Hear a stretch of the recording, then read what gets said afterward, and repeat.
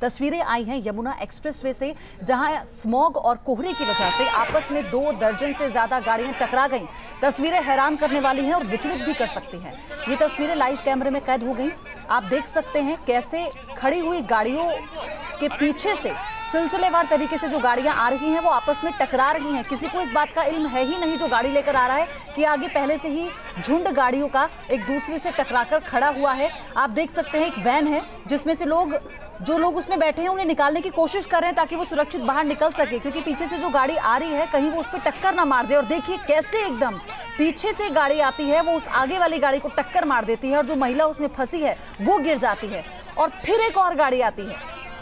तस्वीरों को गौर से आप देखेंगे तो समझ पाएंगे किस तरह से स्मॉग का कहर अब लोगों पर ऐसे टूट रहा है। लेकिन हमारा आपसे यही अनुरोध है कि आप गति पर भी नियंत्रण रखें, क्योंकि एक्सप्रेसवे समझकर जिस गति में गाड़ी चलाते हैं वो कहीं ना कहीं जान के लिए खतरा बन जाती है। और ये जो तस्वीरें निकल कर आई हैं, हमारा मकसद भी यही है कि हम बार बार इन तस्वीरों को इसलिए दिखा रहे हैं ताकि आप अपनी गति में रहें, उस पर नियंत्रण रखें, क्योंकि अभी जो स्मॉग के हालात हैं पूरे दिल्ली एनसीआर में वो बने रहने वाले हैं जिस तरह की जानकारी अभी आ रही है। और साथ ही आपको ये भी बता दें कि कितनी सावधानी बरतने की जरूरत है वो इन तस्वीरों को देखकर समझा जा सकता है। एक वैन खड़ी है, महिला निकलती है पहले, उसके बाद जो लोग वहां पर मौजूद हैं वो तमाम लोगों को निकालने की कोशिश इसलिए करते हैं क्योंकि उन्हें पता है कि पीछे से गाड़ी आएगी तो उसे आगे जो हालात बने हुए हैं वो दिखाई नहीं देंगे। और ये देखिए पीछे से एक गाड़ी आती है और आगे वाली गाड़ी में टक्कर मार देती है। मनीष चौरसिया मेरे सहयोगी हमारे साथ जुड़ गए हैं। मनीष, कितना खतरनाक मंजर है, लगभग 2 दर्जन गाड़ियां आपस में टकरा रही हैं, लोगों की जान पर बनाई है।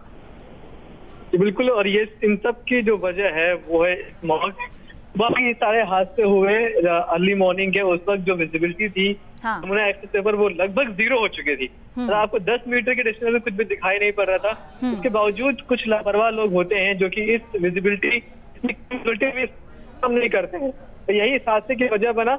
एक गाड़ी सबसे आगे थी, हालांकि जिस जगह ये हादसा हुआ दनकौर के पास, वहां पर ईस्टर्न पेरिफेरल का काम चल रहा है, वहां पर एक फ्लाईओवर बन रहा था, इसलिए कुछ रास्ते को सकरा किया गया था और रास्ते को बंद किया गया था।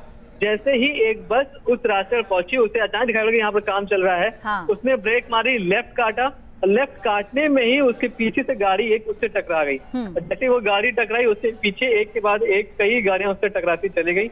हालांकि इस पूरे हादसे में राहत की बात यही रही, किसी की जान नहीं गई, उसी तरह से चकनाचूर जरूर, लेकिन सावधानी बरतने की जरूरत है। और ये तस्वीरें इसी बात की पेशकश भी हैं कि कैसे अगर आप अब निकलते हैं अपने घर से तो गति पर जरा अंकुश रखें।